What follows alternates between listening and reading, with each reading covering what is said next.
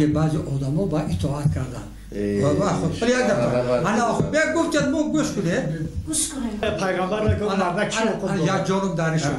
انا همیشه خیلی گفتم خدا گفتن خطا هست چون خدا دیگه یگان تعلق نداره قرآن ما تو برای آدم نوشته نه صد بار قرآن 3 بار نوشته شده گه یک دقیقه انا گوش کن به اثبات کنم بازی خدمت یک دقیقه گوش کنید دختران این گپای ما هم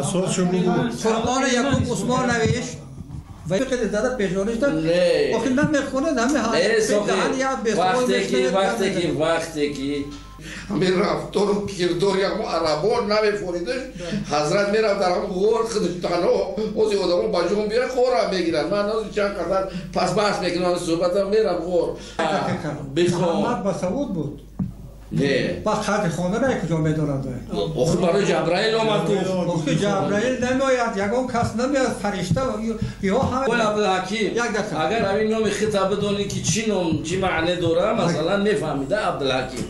پدر و مولای بزرگترین مولا هم باشه شما درست نفهمیدم دست نه فهمیدم من عقل خودم خیلی هم شفا دختر سیفی تو رو بیارم خطیش خواب خیز میکنی